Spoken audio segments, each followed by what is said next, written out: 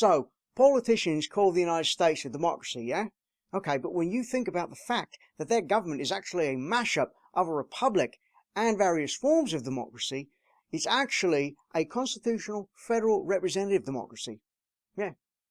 Well, I do have me moments, you know, and I'm always saying, I don't feel like you give me enough credit here. Is it, what? Huh? Oh, I don't know what it means. I just read it somewhere.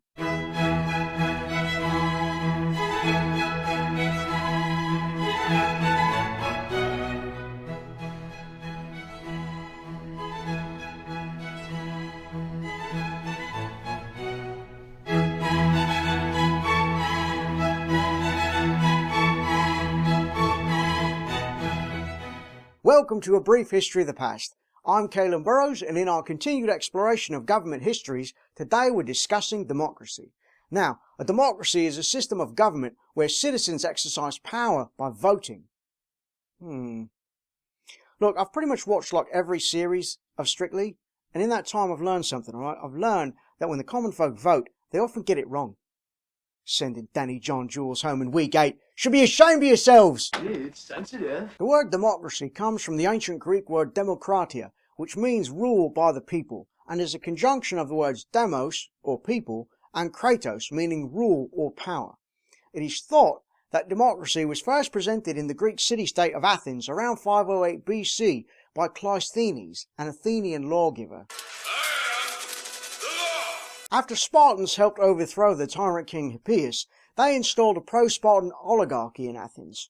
Now Cleisthenes managed to take Athens back by getting the support of his fellow Athenians through his democratic reforms, which gave equal rights to all citizens. Yeah, which is, it's great news until you consider that citizenship excluded women, slaves, foreigners, non-landowners, and all men under the age of 20. All fellow members of the Roman Senate, hear me. Shall we continue to build palace after palace for the rich, or shall we aspire to a more noble purpose and build decent housing for the poor? How does the Senate vote? F*** the poor! Good. Today there are many different types of democracies, but this first one in Athens took the form of a direct democracy, where they would hold a legislative assembly where all citizens, or, older men, could speak and vote, creating the laws of the city-state. Do any citizens have any business that should be made into law? Yeah, I got something. So me and some of the other citizens, we'd like to hold a dance. Now look, I know it's been outlawed, but if you give me a minute, I've prepared a real rousing speech that I think's going to win your hearts. Hang on, how old are you? Me? Oh, I'm 36. I'm 36. You don't look a day over 19. Do you have a charioteer's license to prove your date of birth? Of course I do. But, I seem to have left it in my other smock. Aside from a direct democracy, there is also a representative democracy where people vote for who will represent them in a parliament. In a presidential democracy, the president of the state holds significant power over the government. However, that person is elected either directly or indirectly by citizens of that state. In a parliamentary democracy, the elected legislature chooses the head of the government and then has the power to have that person removed at any time with a vote of no confidence. I move for a vote of no confidence in Chancellor Valorum's leadership. Interestingly enough, many of today's representative democracies mirror more the Roman republics of old rather than the Greek democracies. The Roman model was a state where supreme power was held by the people and their elected representatives.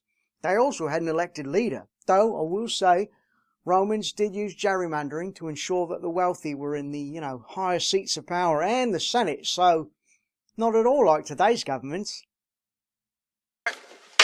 Gentleman's out of order. During the Middle Ages, there were a number of governmental systems that involved elections or assemblies, but typically on a smaller scale, involving only a small portion of the populace of a given area. Most regions of medieval Europe were too busy being ruled by the clergy or feudal lords to bother with democracy. Grief-stricken, terrified, the huddled masses turned for comfort to their devout spiritual leader, who, ever so humbly, assumes the throne. In 1755, the island of Corsica was proclaimed a sovereign nation. Though short-lived, they became the first country in modern history to adopt a democratic constitution. Corsica allowed both men and women above the age of 25 to vote. Women's suffrage is something that most other democracies wouldn't permit until the 20th century. How progressive! Whatever happened to old Corsica anyway? Huh? The French invaded in 1769 and took it over, removing all traces of the former government.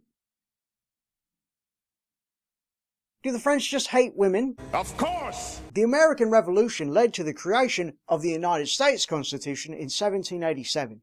It provided an elected government and protected the civil rights of some, but it didn't abolish slavery, nor did it extend the voting rights beyond white male property owners. Oh, following the old Greek model, eh?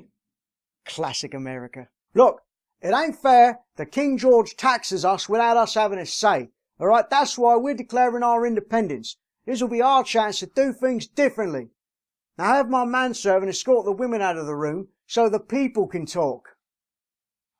Regardless of how and where modern democracy started, today many governments mix elements of democracy, oligarchy and monarchy, creating unique bodies best suited for their state. Well then why don't they come up with a name that encompasses all of them, right? Something like monodemagarchy. Wait, isn't that the creature from the Upside Down? There you have it everyone, a brief history on democracy. Be sure to check out our next episode all about the history of feudalism. Feudalism? What? No, you said if I did 3 governments back to back, then we got to do a topic of my choosing. And don't pretend the people don't want to know about the history of silly putty. Truly, you have a dizzying intellect. If you enjoy this video, please give it a like and a share. Don't forget to subscribe and click that bell icon to be notified when more brief history of the past videos go up. Thanks, and I'll see you all in the future.